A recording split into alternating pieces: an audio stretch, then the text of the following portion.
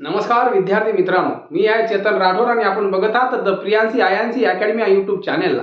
तर मित्रांनो, आपण टीईटी साठी जी सिरीज चालू केलेली आहे त्याच्यात आपण मराठी व्याकरण, मराठी शब्दसंग्रह, त्याच्यानंतर जीएस जीके हे आपण जे मागील झालेले प्रश्नपत्रिकेच्या आधारावर ते घेत आहोत आणि आपण संभाव्य प्रश्न पण चालू केलेले आहेत। मराठीची मागे मी 2 दिवसापूर्वी एक व्हिडिओ टाकला होता मराठीच्या संदर्भात जो संभाव्य प्रश्नपत्रिका आहे तो तुम्हाला आवडला आहे, तुम्ही लाईक शेअर आणि त्याच्यावर कमेंट केला की सर तुम्ही कंटिन्यू करा, हे मराठीची जी सिरीज आहे ती कंटिन्यू करा। टीईटी बरोबर पोलीस भरती आणि दुसऱ्या भरतीसाठी पण आम्हाला त्याची मदत होईल, म्हणून मी तुमच्यासाठी आज खास घेऊन आलो आहे मराठी संभाव्य प्रश्नपत्रिका हा भाग दुसरा आहे। मित्रांनो, तर चालू करूया भाग दुसरा। पहिलाच प्रश्न आहे, मराठी भाषेचे शिवाजी कोणाला म्हणतात? सगळ्यांना माहित आहे मित्रांनो, आपण मराठीचं पुस्तक काढलं तर पहिल्याच पेजवर असते मराठी भाषेचे शिवाजी, मराठी भाषेचे पाणिनी।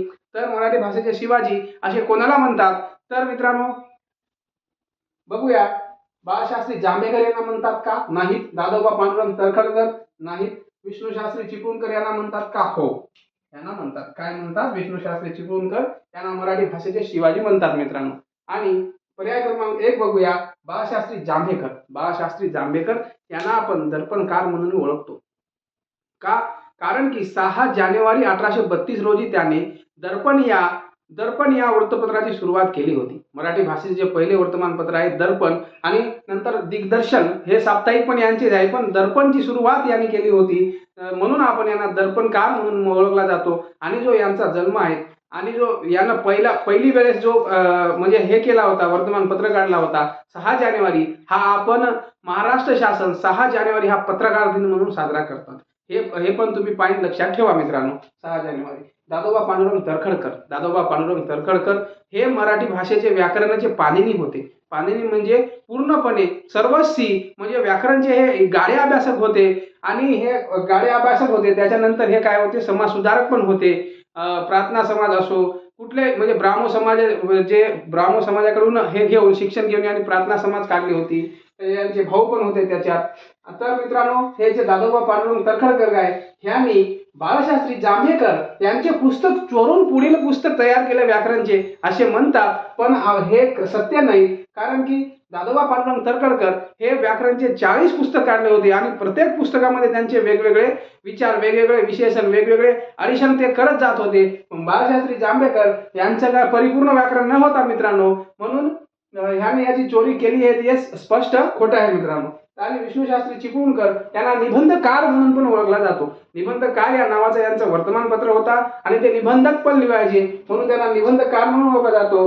मोरा वाळंबे सुगम मराठी व्याकरण जे आहे ते मोरा वाळंबेचे आहेत मित्रांनो, हे पण चांगले लेखक आहेत आणि आता यांचेच पुस्तक सगळेजण वापरतात मित्रांनो। पुढचा प्रश्न बघूया, प्रश्न क्रमांक 2, मला नोकरी केव्हा मिळेल वाक्याचा प्रकार कोणता आहे ते ओळखायचे आहे। तर मित्रांनो, विधानार्थी आहेत का? नाही। प्रश्नार्थक आहे का? हो, प्रश्नार्थक आहेत। काय आहेत? मला नोकरी केव्हा मिळेल, प्रश्नार्थक आहे। उद्गारार्थी आहे का? नाही। आणि आज्ञार्थी आहे का? नाही। मित्रांनो, विधानार्थी हे सरळ आणि सोपे वाक्य असते। मी आता झोपतो, मी आता जेवण करतो, हे काय झाले? विधानार्थी वाक्य झाले। आणि त्याच्यानंतर जे प्रश्नार्थक आहे, प्रश्नार्थक वाक्य मित्रांनो, त्याच्यात प्रश्न विचारले जातात। काय? तुम्ही काय खाणार आहात? तुम्ही कुठे जाणार आहात? काय, कसे, कोण, कोणाचे, हे काय झाले? हे जे वर्ड येतात ह्या वर्डने या शब्दाने आपण प्रश्न विचारतो, म्हणून यांना प्रश्नार्थक वाक्य म्हणतात। तर इथं काय विचारलं आपल्याला? मला नोकरी केव्हा मिळेल, कोण, केव्हा हे पण त्याच्यात येतात। केव्हा हा प्रश्नार्थक वाक्य आहे, तर केव्हा म्हणजे तो प्रश्न विचारतो, म्हणून हे काय? प्रश्नार्थक वाक्य आहे। उद्गारार्थी, तर मित्रांनो, मनातील जे उत्कट भावना असतात ते अचानक दाटून येतात, ते काही सांगून येत नाही, ते अचानक दाटून येणाऱ्या शब्दाला उद्गारार्थी वाक्य म्हणतात। तर मित्रांनो, उदाहरणार्थ जर आपण जाता जाता आपल्या पायाला ठेच लागली तर आपण काय म्हणतो? अरे बापरे। किंवा जर आपल्याला एखादी कुठल्याही गोष्टीचा आनंद झाला तर आपण काय म्हणतो? वा, छान। असे आपण जे उद्गार आहे ते ठरवून दिलेले नसतात, ते आपल्या मनातून उत्कट होतात, म्हणून त्यांना उद्गारार्थी म्हणतात। आणि त्याच्यानंतर आज्ञार्थी म्हणजे एखाद्याला कुठलीही आज्ञा करणे। उदाहरणार्थ पाणी आण, खुर्ची आण, बस, हे काय झाले? आज्ञा झाले। त्याच्यामुळे हे मित्रांनो काय आहे? मला नोकरी केव्हा मिळेल, तर हा पहिला काय? प्रश्नार्थक आहे मित्रांनो। पुढचा प्रश्न बघूया मित्रांनो, आम्ही उद्या गावाला जाऊ या वाक्यातील आम्ही हे कोणत्या प्रकारचे सर्वनाम आहेत? सर्वनाम सगळ्यांना माहित आहे। सर्वनाम मित्रांनो किती आहेत? सर्वनाम हे एकूण किती आहे मित्रांनो? 6 आहेत, पण त्याचे आपण 9 प्रकारचे सर्वनाम वापरतो. सर्वनाम म्हणजे कुठकुठले आहेत त्याच्यात? सर्वनाममध्ये त्याच्यात आहेत संबंधी सर्वनाम आहेत, प्रश्नार्थक सर्वनाम आहे, अनिश्चित सर्वनाम आहेत आणि पुरुषवाचक सर्वनाम आहेत. हे 6 प्रकारचे सर्वनाम आहेत मित्रांनो आणि 9 प्रकार आपण त्यांचे वापरतो. म्हणजे 9 प्रकार मी, आम्ही, आपण, तू, तो, ती, ते, त्या, हा, ही, हे, ह्या, जो, जी, कोण, काय, हे आपण काय वापरतो मित्रांनो? सर्वनाम वापरतो. त्याच्यापैकी आपल्याला विचारलं आहे आम्ही उद्या गावाला जाऊ, तर दर्शक सर्वनाम आहे का? नाहीत. प्रथम पुरुषवाचक सर्वनाम आहेत का? द्वितीय सर्वनाम आहे का? किंवा संबंधी सर्वनाम आहे का मित्रांनो? तर बघूया आपण. दर्शक म्हणजे एखादी जवळची किंवा दूरची वस्तू दाखवायची असेल तर आपण त्याच्यात दर्शक सर्वनाम वापरतो. उदाहरणार्थ ही काय आहे? ही पेन आहे, ही मार्कर पेन आहे. हा काय? हा बोर्ड आहे. हा काय झालाय? दर्शक सर्वनाम. हा हत्ती, हा घोडा, हा दर्शक झालाय. आपल्याला काय विचारलंय? आम्ही गावाला जाऊ, तर हे दर्शक आहे का? नाहीत. त्याच्यानंतर प्रथम पुरुषवाचक सर्वनाम आहे का? हो मित्रांनो, प्रथम पुरुष सर्वनाम आहे. कसं काय त्याच्यात प्रथम पुरुष सर्वनाम? तर मित्रांनो, प्रथम पुरुष मध्ये एक कुठले वाक्य येतात? मी, आम्ही, आपण, स्वतः. हे जर वर्ड असेल, हे जर वाक्य आले असतील तर ते प्रथम पुरुषवाचक असते आणि हा आपला उत्तर काय झालाय? प्रथम पुरुषवाचक झालाय. आणि द्वितीय पुरुषवाचक, तर मित्रांनो द्वितीय पुरुषवाचक म्हणजे तू, तुम्ही, आपण, स्वतः. प्रथम पुरुषवाचक मध्ये स्वतःच्या बाबतीत बोलत असेल आणि द्वितीय पुरुषवाचक मध्ये दुसऱ्याच्या बाबतीत बोलत असेल तर द्वितीय पुरुषवाचक वापरतात. संबंधी तर एखाद्याचा संबंध जोडायचा असेल तर मित्रांनो, उदाहरणार्थ जो, तो. उदाहरणार्थ जे चकाकते ते सोने नसते. जे चकाकते ते सोने नसते म्हणजे चकाकणारा सोना नाही. म्हणजे प्रत्येक वस्तू चकाकणारी सोने असते का मित्रांनो? नाही. म्हणून दर्शक सर्वनाम, संबंधी सर्वनाम म्हणजे जोडणे, कनेक्ट करणे म्हणजे संबंधी सर्वनाम आहेत मित्रांनो. पुढचा प्रश्न बघूया विद्यार्थी मित्रांनो. खालीलपैकी घट या शब्दाचा समानार्थी शब्द कोणता? प्रत्येक प्रश्नामध्ये 2 तरी प्रश्न समानार्थी असतात, म्हणून तुम्ही समानार्थी, विरुद्धार्थी रोज वाचले पाहिजे, जेणेकरून आपल्या लक्षात वारंवार वाचून राहील मित्रांनो. जर तुम्हाला त्यांची ऑडिओ क्लिप पाहिजे असेल तर PDF आणि ऑडिओ क्लिप माझ्याजवळ आहेत. लेक्चरच्या शेवटी मी सांगेल कुठल्या नंबरवर तुम्हाला हाय पाठवायचे आहे, जेणेकरून मी तुम्हाला व्हॉट्सअपवर ऑडिओ क्लिप आणि PDF नोट्स पाठवू शकतो. तर खालीलपैकी घट या शब्दाचा समानार्थी शब्द ओळखायचा आहे. घटसर्प आणि डोंगर याचा काही संबंध नाही. 2 पर्याय पहिले आपण कट करून टाकू, त्यांचा काही संबंध नाही. 2 राहिलाय घट. घट म्हणजे विरुद्ध. घट म्हणजे काय होते? कमी. घट म्हणजे कमी होणे. तर मित्रांनो इथं आपल्याला काय दिलंय? हे फसवण्यासाठी आपल्याला प्रश्न दिलेला आहे कमी. इथं कमी होणे आहे आणि इथं घट म्हणजे घडा आहे.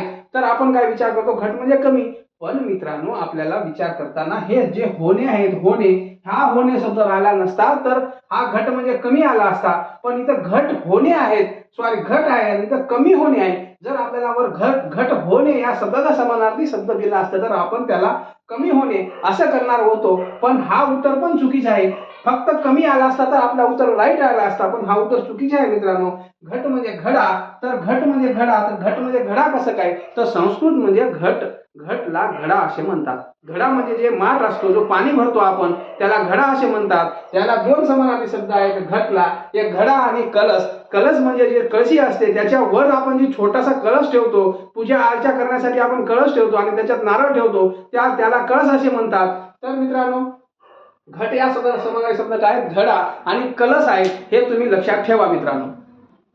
पुढचा प्रश्न बघूया मित्रांनो. संधीवर आहे. संधी आणि विग्रह त्याच्यावर पण बरेच प्रश्न येतात. तर विद्यार्थी हा शब्द बरेच वेळेस आलेला आहे. हा प्रश्न बरेच वेळेस आलेला आहे. विद्यार्थी या शब्दाचा योग्य संधी विग्रह ओळखा. आपल्याला विग्रह दिले जातात आणि संधी ओळखा असे म्हणतात. कधी कधी संधी झालेला शब्द दिलेला असतो आणि विग्रह ओळखा असे म्हणतात. तर आपल्याला काय ओळखायचं आहे याच्यात? आता विग्रह ओळखायचा आहे. कुठल्या शब्दाचा? संधीचा. विद्यार्थी या शब्दाचा विग्रह ओळखायचा आहे मित्रांनो. संधी म्हणजे सांधणे किंवा जोडणे. संधीचे 3 मूळ प्रकार पडतात. त्याच्यात स्वर संधी, व्यंजन संधी आणि विसर्ग संधी. जर 2 स्वर जवळ येत असेल तर स्वर संधी. 2 जर एक व्यंजन आणि दुसरा स्वर किंवा व्यंजन असेल तर व्यंजन संधी. आणि मित्रांनो जर एक विसर्ग आणि दुसरा विसर्ग किंवा दुसरा व्यंजन किंवा स्वर येत असेल तर ती विसर्ग संधी. हे संधीचे 3 मूळ प्रकार झाले. आणि मित्रांनो संधीचे उपप्रकार पडतात. एक पूर्वरूप संधी आणि एक पररूप संधी. हे पण आपल्याला लक्षात ठेवणं गरजेचं आहे, जेणेकरून त्याच्यावर पण प्रश्न विचारतात, म्हणजे विशेष संधी म्हणून येतात ते. तर मित्रांनो आता आपल्याला बघायचं आहे विद्यार्थीचा विग्रह कसा करूया बघू. चला. विद प्लस आरती होते का? नाही होत. विद प्लस यार्थी आला म्हणजे हा चुकलाय, त्याचा काही विषय नाही. हे विद प्लस याचाही होत नाही. विद्या प्लस आर्थी, आर्थी होतो का? नाही. तर काय होते? विद्या प्लस अर्थी. विद्या प्लस अर्थी म्हणजेच विद्यार्थी. तर कसं काय मित्रांनो? हा काय? हा ध्यामध्ये काय आला? आ आलाय ध्यामध्ये, आणि हा आ आहे, अ आलाय, हे दोन्ही मिळून काय झालंय? आ होतो. म्हणजे हे विद्या प्लस अर्थी बरोबर काय होतो मित्रांनो? विद्यार्थी असा होतो मित्रांनो. पुढचा प्रश्न बघूया मित्रांनो. पुढचा प्रश्न काय आहे? चतुर्थी विभक्तीचा मुख्य कारकार्थ कोणता? विभक्ती आणि कारकार्थ याच्यावर पण बरेच प्रश्न विचारले जातात. विभक्ती एकूण 8 आहेत, कारकार्थ 6 आहे मित्रांनो. विभक्ती किती आहे? 8 आहे, आणि कारकार्थ किती आहे? 6 आहे. कारण की जो नो संबोधन आहे त्याला कारकार्थ नाही, आणि याला तर द्वितीयाला पण कारकार्थ नाही मित्रांनो. तर चतुर्थी या विभक्तीचा मुख्य कारकार्थ कोणता? तर कर्ता कशाचा आहे? कर्ता हा पहिल्या विभक्तीचा आहे, प्रथमा विभक्तीचा आहे. म्हणजे हा उत्तर येईल का? नाही. आणि संप्रदान कशाचा आहे? संप्रदान मित्रांनो कसे आहे विद्यार्थी मित्रांनो? संप्रदान हा चतुर्थी विभक्तीचा आहे. तर संप्रदान म्हणजे दान आणि भेट. जर एखादी वस्तू दान आणि भेट करत असेल, मिळत असेल, तर ते काय आहेत? संप्रदान आहेत. विद्यार्थी मित्रांनो, तर गुरुजींनी विद्यार्थ्यांना पुस्तक दिले. गुरुजींनी विद्यार्थ्यांना काय दिले? पुस्तक दिले. हे काय झालं? चतुर्थी विभक्तीचा उदाहरण झालंय. म्हणून संप्रदान म्हणजे दान किंवा भेट दिली, म्हणून हा संप्रदान हा चतुर्थी विभक्तीचा आहे. तर अपादान हा झाला आपला उत्तर. आपण पर्याय बघतोय फक्त. अपादान, अपादान, अपादान म्हणजे मित्रांनो दुरावा, दुरावा किंवा वियोग. वियोग, अपादान म्हणजे दुरावा किंवा वियोग, दुरावा किंवा वियोग. अपादान हा पंचमी विभक्तीचा आहे. तर याचे प्रत्यय कुठले कुठले येतात? प्रत्यय पण आपल्याला पाठ करणे गरजेचे आहे, जेणेकरून प्रत्ययावरूनच आपल्याला आपला काय प्रश्न सुटतो मित्रांनो. तर हे काय? दुरावा किंवा वियोग. तर हे आहे ऊन हुन. ऊन हुन हे जर आले वाक्यात तर काय होते? ते पंचमी विभक्ती होते. उदाहरणार्थ, राष्ट्रपती पुण्याहून मुंबईकडे गेले. राष्ट्रपती काय गेले? पुण्याहून. हून आलाय, हून आलाय, हून आला म्हणजे काय आहे? ते सरळ सरळ पंचमी विभक्ती आहे. सगळ्यात सोपी विभक्ती आहे, पंचमी विभक्ती म्हणायचं त्याला. आणि चौथा आहे अधिकरण. अधिकरण म्हणजे मित्रांनो, अधिकरण, अधिकरणचा अर्थ होतो स्थान किंवा व्यय. अधिकरण म्हणजे स्थान किंवा व्यय. हा कशाचा आहे? सप्तमीचा आहे. हा कशाचा आहे? सप्तमीचा. तरी आ हे जे प्रत्यय आहे हे सप्तमीचे आहे, म्हणून अधिकरण काय आहे? स्थान, वेळ, काळ दाखवतो. म्हणून अधिकरण हा काय? सप्तमी विभक्तीचा हे आहेत मित्रांनो. हा अधिकरण काय आहे? याचा कारकार्थ आहे सप्तमी विभक्तीचा. उदाहरणार्थ, ते नदीच्या काठी बसे. कुठं बसे? नदीच्या काठी बसे. असे याच्यात उदाहरण येतात मित्रांनो. पुढचा प्रश्न बघूया मित्रांनो. पुढचा प्रश्न काय आहे? सुज्ञ या शब्दाचा योग्य विरुद्धार्थी शब्द दिलेला आहे. काय आहे ते आपल्या पर्यायातून ओळखलेला आहे. जे आपल्याला पर्याय दिले आहे त्याच्यातून सुज्ञ या शब्दाचा विरुद्धार्थी अज्ञ होतो का? विद्वान होतो का? प्राज्ञ होतो का? की अल्पज्ञान होतो का? तर सुज्ञ म्हणजेच मित्रांनो हे काय? सुज्ञ म्हणजेच हे जे विद्वान आहे हे सुज्ञेचे काय? समानार्थी आहे. आपल्याला ओळखायचं आहे विरुद्धार्थी. अज्ञ होते. सुज्ञेचं काय होते? अज्ञ होते. प्राज्ञ होते का? नाही. आणि अल्पज्ञ होते का? नाही मित्रांनो. तर काय होते? अज्ञ होते. तर तुम्ही विरुद्धार्थी समानार्थी हे वारंवार वाचत राहा, जेणेकरून कुठल्याही पेपर आला तर त्याच्यात तुमचा हा प्रश्न चुकणार नाही मित्रांनो. पुढचा प्रश्न बघूया विद्यार्थी मित्रांनो. पुढचा प्रश्न काय आहे? गोडवा या शब्दाचा नामप्रकार ओळखा. गोडवा या शब्दाचा नामप्रकार ओळखायचा आहे. तर सामान्य नाम आहेत का? नाहीत. विशेष नाम आहेत का? नाहीत. भाववाचक नाम आहेत का? हो. काय आहेत मित्रांनो? भाववाचक नाम आहे. काय? भाववाचक नाम आहे मित्रांनो. गोडवा काय आहे? भाववाचक नाम आहे. गोडवा भाववाचक नाम आहे. तर कसं? गोडवा, गोड. गोड हा शब्द मित्रांनो, जर गोड फक्त गोड असेल तर हा शब्द काय? नाम आहे. का? नामाची व्याख्याच आहे. पृथ्वी सृष्टीवरील जेवढे प्राणी, वस्तू, व्यक्ती जेवढे आहेत ते सगळ्यांना नाम असे म्हणतात. सगळ्यांना काय म्हणतात? नाम असे म्हणतात. मग सामान्य नामाचे मूळ 3 प्रकार पडतात. तर सामान्य नामाचे 2 प्रकार. एक समूहवाचक नाम ज्याच्यात समूह असतो. उदाहरणार्थ सैन्य, मंडळ, टीम हे काय झालंय? सैन्य झाले, म्हणजे हे एकत्र झाले, समूह झाले. आणि मटेरियल म्हणजे मटेरियल नाउन असतो त्याच्यात. साखर, गहू, ज्वारी, तेल हे काय झाले? मटेरियल झाले. असे दोन नाम म्हणजे सामान्य नामाचे 2 उपप्रकार पडतात मित्रांनो. दुसरे आहेत विशेष नाम. सामान्य नाम म्हणजे हे जातीवाचक असतात. उदाहरणार्थ नदी. तर उदाहरणार्थ नदी, मुलगा हे काय झाले? जातीवाचक झाले. 2 नंबरला आहे विशेष नाम. विशेष नाम म्हणजे ठरवलेले नाम असतात मित्रांनो. जाणून बुजून केलेले नाम असतात. एखाद्या कोणाचा बी नाव ठेवायचं असेल आपल्याला, उदाहरणार्थ माझं नाव आहे चेतन, तर हा काय झाला? विशेष नाम झाला. विशेष नाम हे ठरवलेले असतात. उदाहरणार्थ जर आपण सामान्य नाम म्हणजे नदी म्हणत असू, पण नदीला नाव काय देतो आपण? गंगा, गोदावरी हे आपण दिलेले नाव आहे. आपल्या सोयीनुसार दिलेल्या नावाला विशेष नाम असे म्हणतात. हे काय मित्रांनो? आणि विशेष नामाचे सामान्य नाम होत नाही. विशेष नामाचे सामान्य नाम होत नाही. सामान्य नामाचे विशेष नाम होतात पण विशेष नामाचे सामान्य नाम होत नाही. जर विशेष नामाचे सामान्य नाम होत असेल मित्रांनो तो काय होतो, सरळ सरळ सामान्य नाम होतो. तर भाववाचक नाम, भाववाचक नाम म्हणजेच जे गुणधर्म दाखवले जातात त्याच्यात गुणधर्म, राग म्हणजे राग झाला, प्रेम झाला, हे असल्या गोष्टी ज्यातून दाखवले जातात जे आपल्याला दिसत नाही फक्त आपण मानतो तर त्यांना काय म्हणतात मित्रांनो, त्यांना भाववाचक नाम असे म्हणतात. जे गोडवा आहे त्याला जो वा आहे या वा प्रत्यय लागून हा भाववाचक झालेला आहे. व वा ता ई गी री हे एवढे प्रत्यय लागून काय होते मित्रांनो, भाववाचक नाम होतो. त्याच्यानंतर धातू सदित नाम, धातू सदित म्हणजे मूळ धातू असतो. उदाहरणार्थ बोलकी बाहुली, वाहती नदी, हे काय झाले, वाहा बोल हे धातू झाले म्हणून हे काय म्हणून धातू सदित नाम त्यांना म्हणतात. नंतर याचा योग्य उत्तर काय आहे, गोडवा. याचा योग्य उत्तर भाववाचक नाम आहे मित्रांनो. पुढचा प्रश्न बघूया विद्यार्थी मित्रांनो.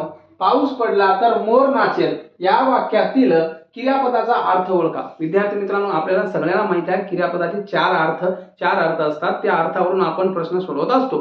चार अर्थ कुठले कुठले असतात मित्रांनो, संकेतार्थी असतात, विद्यार्थी असतात, त्याच्यानंतर काय असतात, आज्ञार्थी असतात एक आणि स्वार्थी असतात. स्वार्थी म्हणजे फक्त स्वार्थाचा विचार करणारा, तो स्वार्थी वेगळा आणि हा स्वार्थी वेगळा. उदाहरणार्थ स्वार्थीचं एखादे उदाहरण असेल तर मुले शाळेत गेली, हा स्वार्थी झाला. जर आपल्याला संकेतार्थी करायचे असेल तर मुले शाळेत जातील, हे काय झालं, संकेत झाला. आज्ञार्थी करायचे असेल तर मित्रांनो मुले शाळेत जा. जर आपल्याला विद्यार्थी करायचे असेल तर मुले शाळेत जावी. जर वावी असेल तर काय होतं, विद्यार्थी. तर आपण बघूया जर पाऊस, तर मित्रांनो इथं काय आहे, पाऊस पडला तर मोर नाचेल. जो तर आहे ना, तर मात्र तर हा तर आहे, तर हा तर मात्र कधीच एकटा येत नाही. हा जो तर आहे हा जर घेऊनच येतो.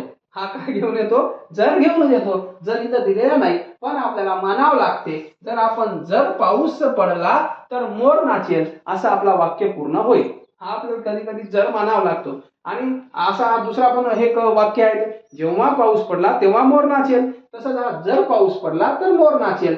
या वाक्यातील क्रियापदाचा अर्थ आपल्याला आता ओळखायला सोपा झाला. तर काय आहे, जर तर म्हणजे जर तरची झाली तर तो काय झाला मित्रांनो, संकेतार्थी झाला. काय झालं, संकेतार्थ झाला. जर मला गाडी भेटेल तर मी येईल, हे काय झालं, संकेतार्थी झाले. जर मी अभ्यास केला तर पास होईल, हे काय झालं, संकेतार्थी झालं. आज्ञार्थी म्हणजे एखादी वस्तू खुर्ची आण, हे कर ते कर, हे आज्ञा झाले. तर त्याच्यानंतर विद्यार्थी म्हणजे शेवटी वावी ये हे प्रत्यय असतात क्रियापदाला, त्याला आपण विद्यार्थी म्हणतो. आणि अविभाव समास याच्यात काही विषय नाही, अविभाव समाज वेगळा आहे आणि हा आपल्याला वेगळा दिलेला आहे. तर याचं योग्य उत्तर आहे मित्रांनो, संकेतार्थी. पुढचा प्रश्न बघूया विद्यार्थी मित्रांनो. तो पुढचा प्रश्न आहे समाजवर. तर काय, षष्टकोन या शब्दाचा समाज ओळखा. आपल्याला काय ओळखायचं आहे, समाज ओळखायचा आहे मित्रांनो. तर षटकोन या शब्दाचा समाज ओळखायचा आहे. शब्दाचे विद्यार्थी मित्रांनो समाजाचे चार मूलभूत प्रकार पडतात. त्याच्यापैकी अविभाव समाज, त्याच्यात विशेषण पण असते. अविभाव समाजात प्रथम पद महत्वाचा असतो. दुसरा आहे तत्पुरुष समाज, याच्यात द्वितीय पद महत्वाचा असतो. उदाहरणार्थ शेतकरी, शेती करणारा कोण, शेतकरी, हा दुसरा पद महत्वाचा आहे. आणि 3 नंबरला आहे तर द्वंद्व समाज. द्वंद्व समाज मध्ये मित्रांनो दोन्ही पद महत्वाचे असतात. आणि 4 नंबरला आहे बहुवीर्य समाज. बहुवीर्य समाज मध्ये दोन्ही पदाला महत्व नसून तिसऱ्याच पदाला महत्व असतो. उदाहरणार्थ लक्ष्मी कांत, लक्ष्मी आहे कांता ज्याची, हे 2 पद झाले. कोणाची आहे, कांत, लक्ष्मी आहे कांता ज्याची. कांता म्हणजे काय होते, पत्नी. मग लक्ष्मी कोणाची पत्नी आहे मित्रांनो, विष्णूची, म्हणून लक्ष्मी कांत असे नाव दिले जातात. ते कशात येते, बहुवीर्य समाज याच्यात येते. आपल्याला काय दिलेलं आहे, आपल्याला दिलेला आहे षटकोन आणि याच्यात विचारलं आहे द्वंद्व समाज आहेत का, तर नाही, हा उत्तर चुकला आहे आपला. त्याच्यानंतर द्विगु समाज आहे का, हो. द्विगु समाज हा जे आपला दुसरा समाज आहे तर तत्पुरुष समाज याचा उपप्रकार आहे द्विगु समाज. तर द्विगु म्हणजे काय, तर मित्रांनो हे तुम्हाला मी आता एक ट्रिक सांगतो त्याची. द्विगु म्हणजे तुम्ही कधीच विसरणार नाही आणि डोळे झाकून तुम्ही कधी पण त्याचं उत्तर द्या. द्विगु म्हणजेच पहिला जो शब्द असतो तो अंक म्हणजे अंकवाचक असतो. अंकवाचक म्हणजे कसं, तर आता षटकोन, याच्यात काय, षट म्हणजे किती होते मित्रांनो, षट म्हणजे 6 होते, षटकोन. त्याच्यानंतर पंचमुखी हनुमान, पंचमुखी म्हणजे पंच म्हणजे 5, 5 मुखी हनुमान. षटकोन म्हणजे 6 कोण. त्याच्यानंतर नवरात्र म्हणजे नवरात्रीचा समूह. हे जे 9 षट त्याच्यानंतर 5 हे जे आहेत हे काय आहेत, संख्या आहेत. संख्या आहे ते अंक आहेत, तर हे अंक जे येतात त्याच्यात येतात तर ते काय असतं मित्रांनो, द्विगु समास असतो. म्हणजे उत्तर आपलं काय आहे, हे बरोबर आहे. द्विगु समास म्हणजे 2 नंबर बरोबर आहेत मित्रांनो. कर्मधारय म्हणजे विशेषण असतात. उदाहरणार्थ कमळासारखे नयन. कमळासारखे नयन कोणाचे असतात, तर कमळासारखे नयन झाले. हे असे जे वाक्य आहेत ते कशात येतात, याच्यात येतात मित्रांनो. कशात, कर्मधारय. अविभाव समास तर सगळ्यांना माहितच आहे मित्रांनो. त्याच्यात प्रथम पद महत्वाचा असतो. आपण किती वेळेस बघितलो की अविभाव समासावरचे उदाहरण त्याच्यात काय असते, त्याच्यात जे प्रत्यय आहेत किंवा जे उपसर्ग आहेत ते काय आहेत, गे, बैर, गिन, बैर, हायर, हर असे हे बेला, दर हे असे येतात. ते आले तर आपण ओळखू शकतो की हा अविभाव समास आहे मित्रांनो. पुढचा प्रश्न बघूया मित्रांनो. ती गाणे गाते या वाक्यातील प्रयोग ओळखा. प्रयोगवर आहे, प्रयोगवर प्रश्न दिलेला आहे. तर मित्रांनो प्रयोग म्हणजेच रचना, मांडणी किंवा ठेवण. प्रयोग म्हणजेच रचना, मांडणी किंवा ठेवण म्हणजे शब्दाची व्यवस्थित रचना करणे, मांडणी करणे, त्याची ठेवण करणे म्हणजे त्याला आपण काय म्हणतो, प्रयोग म्हणतो. तर मित्रांनो आपल्याला विचारला आहे तर ती गाणे गाते या वाक्यातील प्रयोग रूप ओळखायचे आपल्याला. तर प्रयोग रूप ओळखताना मित्रांनो नंबर 1 बघूया, प्रधान कर्तृत्व कर्मणी आहे का, सकर्मक कर्तरी आहेत का, अकर्मक कर्तरी आहे की सकर्मक भावी आहे.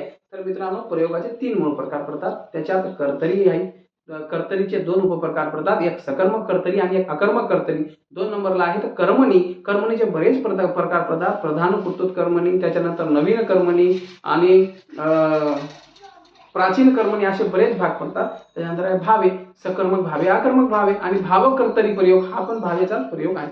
तर आपण बघूया ती गाणे गाते. तर याच्यात काय आहे मित्रांनो, हा काय, ती काय झाले, करता. ती हा सर्वनाम आहे पण इथं काय आहे, करता म्हणजे सर्वनाम जर काढलो आपण त्याच्या जागेवर सोनू, सोनू गाणे गाते हे काय करता झाला. गाणे काय आहे, कर्म झाला. म्हणजे गाण्याची क्रिया, ती गाणे गाते, क्रिया कशावर होत आहे, गाण्यावर क्रिया होत आहे. म्हणजे आणि गाते, गाते हा क्रियापद आहे. म्हणजे याच्यात काय आहे मित्रांनो, हा वाक्य सकर्मक आहे. सकर्मक का, तर याच्यात कर्म आहे. ज्याच्यात कर्म आहे तो काय आहे मित्रांनो, ज्याच्यात कर्म आहे तो सकर्मक आहे. ज्याच्यात कर्म नाही तो मित्रांनो काय आहे, तो अकर्मक आहे. तर याच्यात आपण आपल्याला 3 नंबरचा पर्याय बघा, अकर्मक कर्तरी दिलेला आहे.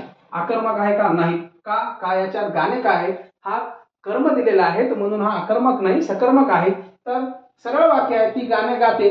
ती गाणे गाते कशात गाते, वर्तमान काळात. वर्तमान काळात ती काय करते, गाणे गाते. जर वर्तमान काळात गाणे गात असेल तर ती काय मित्रांनो, सरळ सरळ वाक्य दिलेलं आहे तर ते सकर्मक कर्तरी प्रयोगाचा आहे मित्रांनो. भावे प्रयोगाचा आहे का, सकर्मक भावे नाही. भावे प्रयोगाचे उदाहरण कुठले आहेत, रामाने रावणास मारले हे काय झाले, भावे प्रयोगाचे उदाहरण झाले. कर्मणी सकुने गाणे गाले, सकुने गाणे गायले, गायले म्हणजे भूतकाळात सकुने गाणे गायले हे काय वर्तमान काळात आहेत. वर्तमान काळात हा काय दिला जातो मित्रांनो, कर्तरी प्रयोगच दिला जातो शक्यतो करून. पुढचा प्रश्न बघूया मित्रांनो. समानार्थीवर दिलेला आहे, कोण नाही, वचन आणि अनेक वचनवर दिलेला आहे. डोळा या शब्दाचे अनेक वचन काय होईल. वचन म्हणजे मित्रांनो नामाच्या ठिकाणी जो संख्या सुचवण्याचा धर्म असतो त्याला वचन असे म्हणतात. तर आपल्याला काय दिलं आहे, डोळा या शब्दाचे अनेक वचन. डोळा आहेत का, डोळ्याचा डोळ्या होत नाही. तर डोळे आहेत का, डोळ्या होत नाही. डोळे होतो का, हो. डोळ्याचा काय होतो मित्रांनो, डोळे हा काय होतो, डोळे अनेक वचन होते. डोळे म्हणजे डोळ्याचा काय होतो मित्रांनो, डोळे हा अनेक वचन होतो. म्हणजेच काय होतो, आच काय होतो, अकारांत ए होतो म्हणून आचा ए होत असताना हा डोळ्याचा काय झाला मित्रांनो, डोळे झालाय. पुढचा प्रश्न बघूया मित्रांनो.